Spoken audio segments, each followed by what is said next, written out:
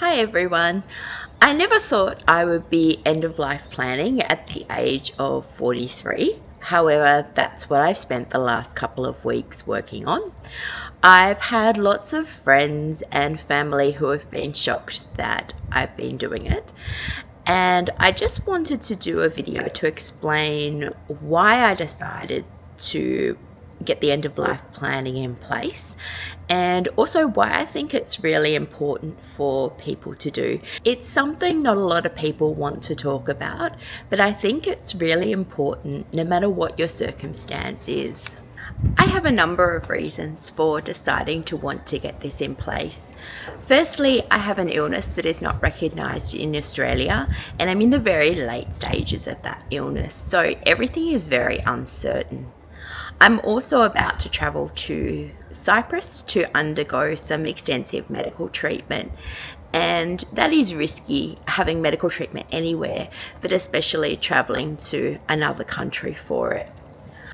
I also have had numerous hospital admissions in the past few years, and I've discovered that when you get to file 2 of 2 at the surgical admissions ward, they do start asking for your documents a bit more forcefully.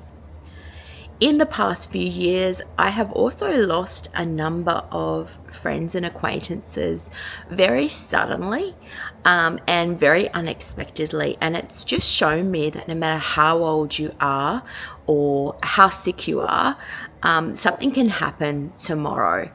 And it's really important to plan for that because you never know when your time is going to be up. And finally, in the event that something does happen to me, by making all the decisions now, it takes the pressure off those who are left behind later on. I have learnt just how many decisions there are that need to be made, and if I can make that process a bit more easy for someone else, then that's what I want to be able to do.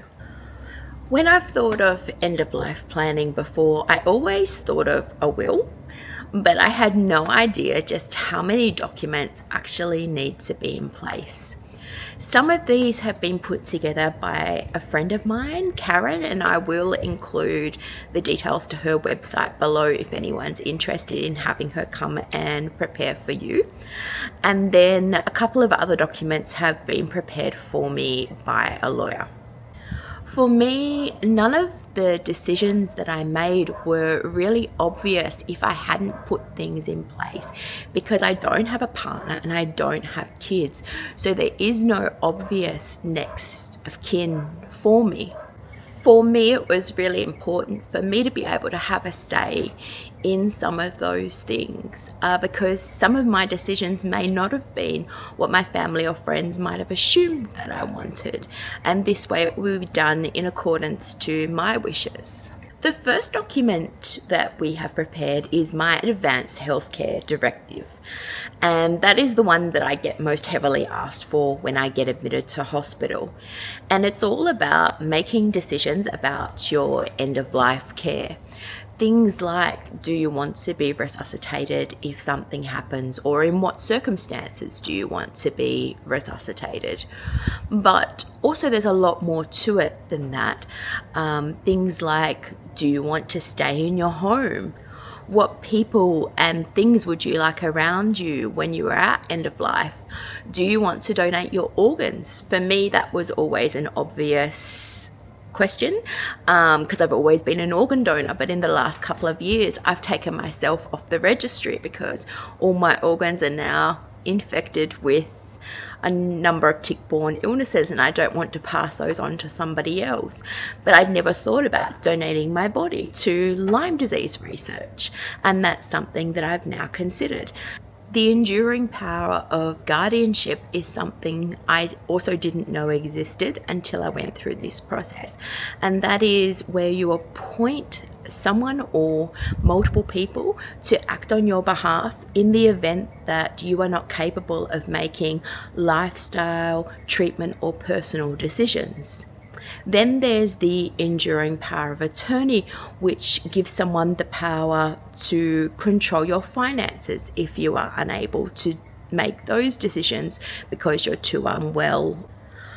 I have put together a funeral plan where I've picked out songs that I might like played and people who I might like to speak in the event that something does happen. Finally, I've also confirmed my will, and that was something that I really wanted to consider carefully. Because I don't have obvious next of kins, I thought long and hard about what I wanted to do with my money if something does happen. And for me, the most important thing is that I want to leave behind a legacy that makes a difference. So I have decided to donate some money to charity, in particular Lyme Disease Association of Australia and Camp Howe in Massachusetts, USA, which is a camp that I visited just before I got sick and is the most like to the camp that I used to run. I want those organisations to be able to make a difference to other people. I've also made decisions on where I want the rest of my money to go and who is going to get that, as well as where personal items are going to go in the future as well. I wanted to do this video just because I know that a lot of people haven't thought about end of life planning, or think that they don't need to have things in place, or just purely haven't had the time to get it done. And it's something I've been wanting to do for a while now, but just haven't gotten around to it. I've only just made the time. The process to get all of this done was much easier than I was expecting it to be, and once it was done, I actually had a sense of calm, just knowing that everything is in place. I'm not anticipating anything to happen, but you just never know. If anyone does have any questions on end of life planning or the process that I went through to get it done, you're more than welcome to comment below, and I will try and answer if I can.